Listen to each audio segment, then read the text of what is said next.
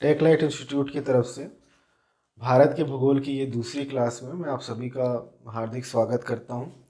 हमने कल पहली क्लास जो की थी भारत के भूगोल की, अब उसी क्रम को आगे बढ़ाते हुए आगे की तरफ चलेंगे। मैंने जैसे ही पहले ही कहा था कि 2 से 3 हमारी क्लासेस कॉन्सेप्ट पे बेसिस रहेंगी, तो वैसी ही क्लास लेते हुए हम आगे की तरफ बढ़ते हैं और एक अलग कॉन्सेप्ट के बारे में बात करते हैं, जिसके बारे में हम आगे और विस्तार से बात करेंगे। लेकिन इस बारे में हमें पता होना बहुत आवश्यक है कि किस तरह से आज की वर्तमान पृथ्वी का विकास हुआ है। जो आप एक मानचित्र देखते हैं, जो ग्लोब देखते हैं आज के टाइम पर, उसका निर्माण हुआ कैसे है। तो देखिए, ये सारी की सारी कहानी स्टार्ट होती है 255 255 मिलियन वर्ष पूर्व। ठीक है, मिलियन वर्ष पूर्व। अब आप जानते हैं 1 मिलियन बराबर 10 साल होते हैं। ठीक है, तो इस हिसाब से अगर आप देखेंगे 255 मिलियन वर्ष पूर्व, तो ये कॉन्सेप्ट जो हम लोग लेके चल रहे हैं ये है भूगर्भिक संरचना। भूगर्भिक संरचना, यहां से पूरी पृथ्वी का विकास स्टार्ट होता है। अगर एक प्रतीकात्मक इस तरह से हम पृथ्वी बनाएं, ये 255 मिलियन वर्ष पहले की बात है। ठीक है, तो उस वक्त पर इस सारी की सारी पृथ्वी कुछ इस तरीके से अरेंज हुआ करती थी, जुड़ी हुई रहती थी। कोई भी अलग अलग महाद्वीप नहीं थे। इस तरीके से सारे के सारे भूखंड एक दूसरे से जुड़े हुए थे और बाकी ये सारा हिस्सा पूरी पृथ्वी का ये महासागरों से घिरा हुआ था। और इस हिस्से में जो सबसे मुख्य भाग था इसे कहा जाता था पेंजिया। ठीक है, और सबसे नीचे के हिस्से को, जो ये नीचे का हिस्सा आप यहाँ देख रहे हैं, ये है गोंडवाना लैंड।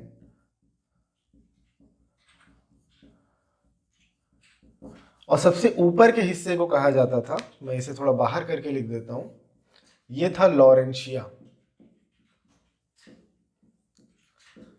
जिसे हम अंगारा लैंड भी कहते हैं। एक तरह से देखा जाए तो इस पूरी की पूरी संरचना को पेंजिया कहा जाता था। ठीक है, और ये जो पूरी की पूरी संरचना थी, इसी संरचना के 3 हिस्से भी थे अपने तरीके से, जिसमें से एक पेंजिया भी था, एक गोंडवाना लैंड भी था और एक लॉरेंशिया भी था। तो 255 मिलियन वर्ष पूर्व जो भौगोलिक गतिविधियां चालू हुई पृथ्वी के केंद्र में, पृथ्वी के क्रेटर में, पृथ्वी के बहुत अंदर, जिसकी वजह से प्लेटों के मध्य आपसी संचलन की प्रक्रिया स्टार्ट हुई, जिसे हम प्लेट विवर्तनिकी कहते हैं। इस प्रोसेस के थ्रू ये सारी की सारी संरचनाओं में बिखराव आना शुरू हुआ और फिर इसके बाद एक नई पृथ्वी आप एज्यूम कीजिए इस जगह पर, और ये आते हैं हम 64 मिलियन वर्ष या मिलियन ईयर्स एगो। इस वक्त की बात करेंगे हम। तो देखिए, जो भारत की चीजें थी, भारत की जो व्यवस्था थी, अगर मैं यहाँ पे किसी चीज को लिखूं तो किसी तरह से भारत, आप ये समझिए कि इस तरीके से भारत का एक भूखंड इस जगह पर केंद्रित था। तो जब पेंजिया टूटा, जब पेंजिया अपनी जगह से टूटा, तब उस वक्त पर ये पूरी एशिया की बेल्ट, ये एशिया, साथ में ऑस्ट्रेलिया, एशिया से लगा हुआ हमारा ये अफ्रीका, ये मिडिल ईस्ट का क्षेत्र, और साथ में अब इसे यूरोप को भी शामिल करके चलिएगा, और साथ में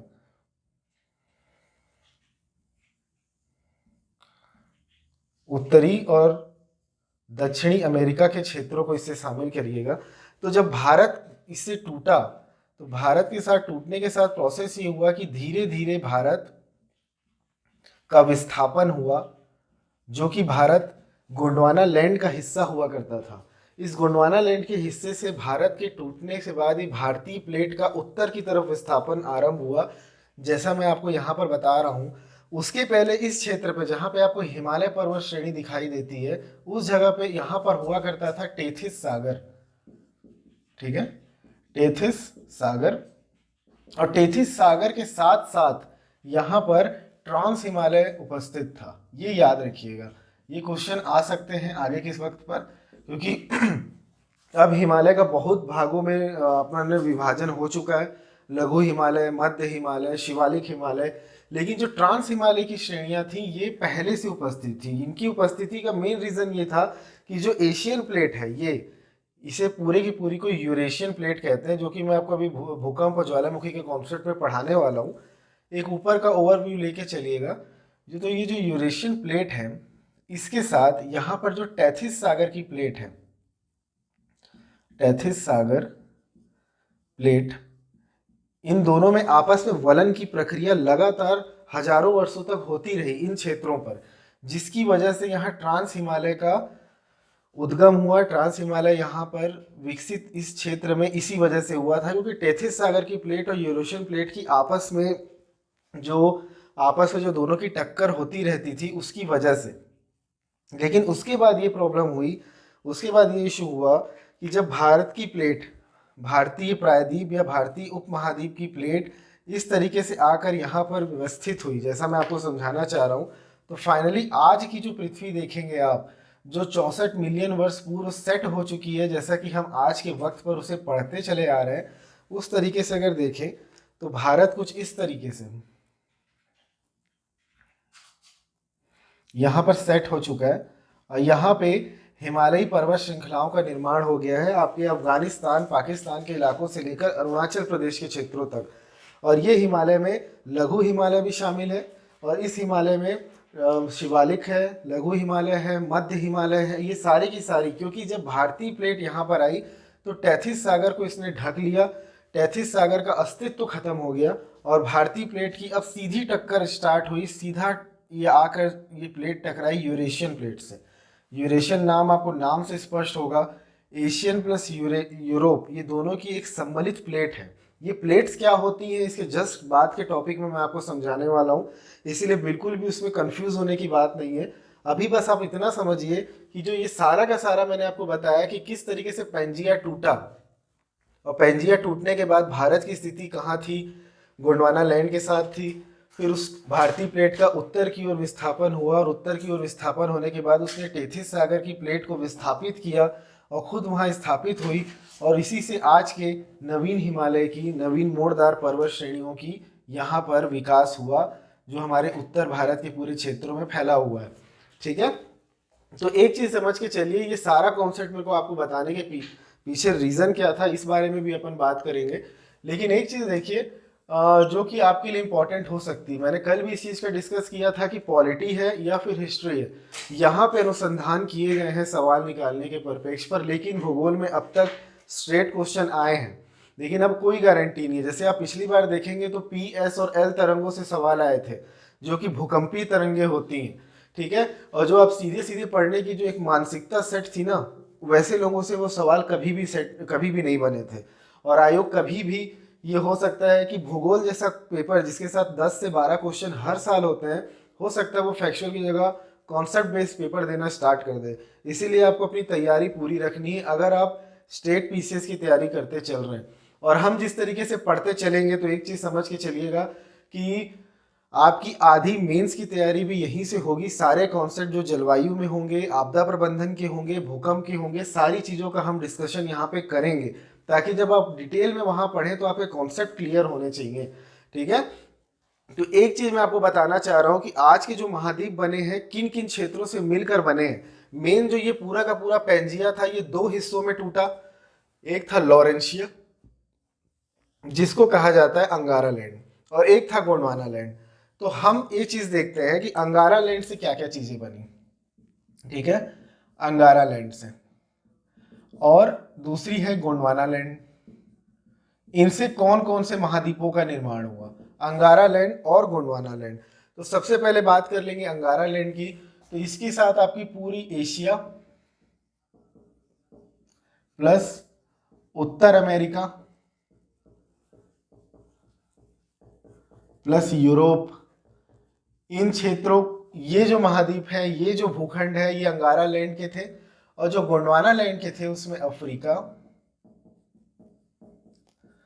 पूरा एशिया तो आपका अंगारा लैंड के साथ आ जाता है, लेकिन भारत बस जो स्थिति है, क्योंकि मैंने बताया कि उत्तर की ओर विस्थापित होकर गई है ये पूरी की पूरी प्लेट, इसीलिए भारत गोंडवाना लैंड का भाग थी। आपने देखा गोंडवाना लैंड नीचे की तरफ स्थापित था पहले की वक्त। साथ में दक्षिण अमेरिका, ठीक है, दक्षिण अमेरिका, ऑस्ट्रेलिया, मेडागास्कर, ठीक है। तो ये सारे के सारे ऐसे हैं जिन गोंडवाना लैंड से, जिनका जो गोंडवाना लैंड से टूटकर बने हैं। ये सारी की सारी व्यवस्था हमने जो पढ़ी, इसको पढ़ने के पीछे एक रीजन था कि देखिए क्या होता है कि जैसे उत्तर अमेरिका है, दक्षिण अमेरिका है, तो यहाँ की वनस्पति, यहाँ की मृदा, यहाँ की चट्टानी संरचना और यहाँ पे हजारों लाखों साल पहले जो जीव पाए जाते थे, उनके अवशेषों के अध्ययन से ये पता चला है कि ये दोनों के दोनों आपस में इनका कोई संबंध नहीं है, ठीक है। लेकिन भारत में जो जीवाश्म पाए गए, ठीक है, भारत में जैसी मृदा पाई गई, जैसी चट्टानी संरचना पाई गई, जो करोड़ों वर्ष पूर्व जीवों के अवशेष पाए गए, वैसे अवशेष अफ्रीका में भी मिले और वैसे ही अवशेष और वैसी ही चट्टानें ऑस्ट्रेलिया में भी पाई गई। लेकिन हमारे पास जो सारी चीजें थी, जैसी संरचना थी, जैसे जीवाश्म थे, वो उनका यूरोप, यूरेशियन से या फिर पूरे एशिया, यूरोप, उत्तर अमेरिका से कोई लेना देना नहीं था। तो वहां से ये थ्योरी स्टार्ट हुई कि कहीं ना कहीं आज से करोड़ों वर्ष पूर्व आज जैसी पृथ्वी दिखती है वैसी पृथ्वी थी नहीं, पृथ्वी में बहुत से अंतर थे।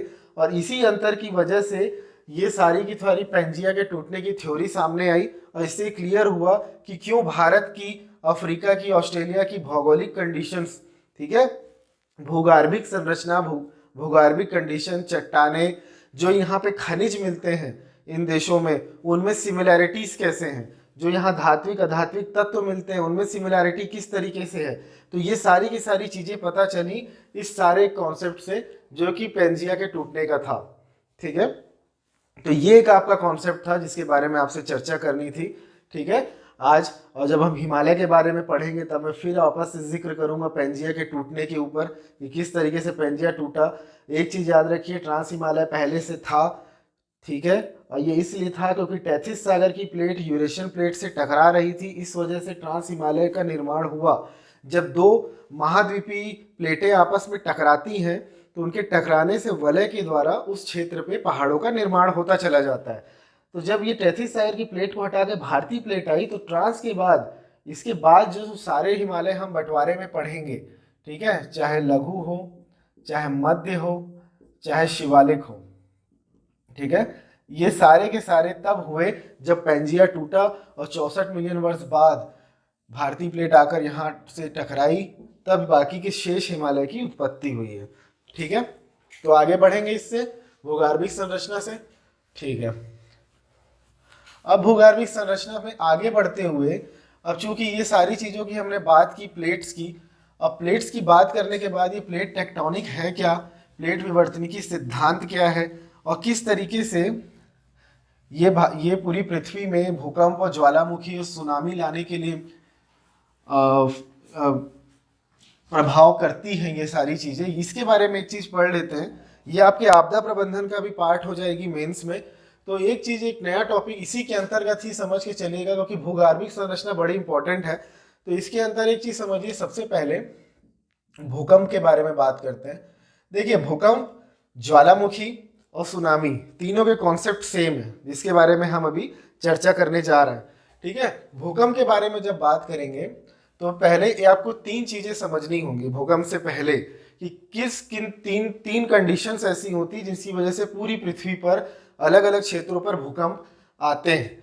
तो वैसा होने से पहले आप एक चीज समझिए, पूरी दुनिया को, पूरी पृथ्वी को सात प्लेटों में बांटा गया है, 7 प्लेटों में। और ये सारी की सारी 7 प्लेटें जो हैं, ये आपस में, नीचे का जो तरल है, नीचे पृथ्वी का कोड आप जानते हैं, चट्टानें पिघली हुई अवस्था में है, तो ये सारी की सारी प्लेटें आपस में एक दूसरे से टकराती हैं, या तो दूर जाती हैं, या तो समानांतर एक दूसरे के आगे या पीछे की तरफ इनका प्रस्थान होता है। तो यही 7 प्लेटों की, जहां जहां ये प्लेटें आपस में एक दूसरे से टकराती हैं, उन जगहों पर भूकंप की उत्पत्ति होती है, उन जगहों पर ज्वालामुखी की उत्पत्ति होती है और सुनामी की उत्पत्ति होती है। कुछ प्लेटें महासागर के अंदर हैं, कुछ प्लेटें धरती पर उपस्थित हैं, और इन्हीं सभी प्लेटों के बारे में हमें पढ़ना है। उनमें से मुख्य वो प्लेटों के बारे में पढ़ना है जो सारी प्लेटें हमारे एशिया में उपस्थित हैं, ठीक है। तो अगर हम एक बार एशिया को बना के चलें, थोड़ा आराम से समझिएगा इस कॉन्सेप्ट को, ठीक है। स्टार्टिंग में सभी को इसके साथ एक थोड़ी सी तकलीफ होती है। ये आपका ऑस्ट्रेलिया है,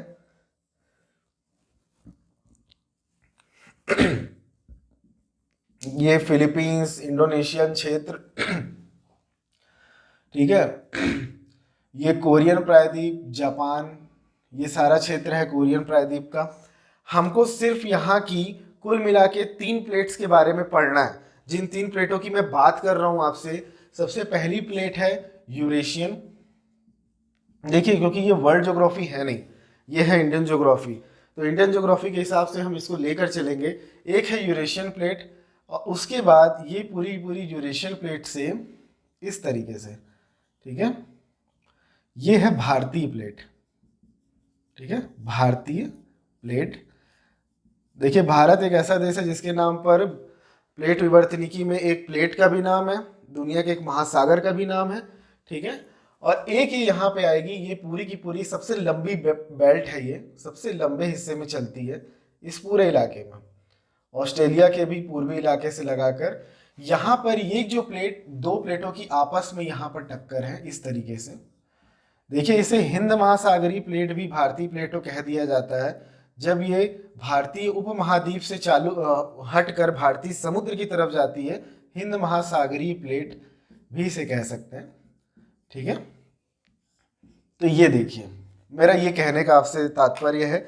और इधर सारा का सारा प्रशांत महासागर है ना, प्रशांत महासागर है सारा का सारा। अब यही एक ग्लोब है इस तरीके से, और ये प्रशांत महासागर के बाद इस तरीके से बहुत बड़े गैप के बाद उधर आपको यहाँ पे उत्तर अमेरिका मिलेगा, और उसके बाद दक्षिण अमेरिका मिलेगा, और फिर यहाँ प्रशांत महासागर होगा।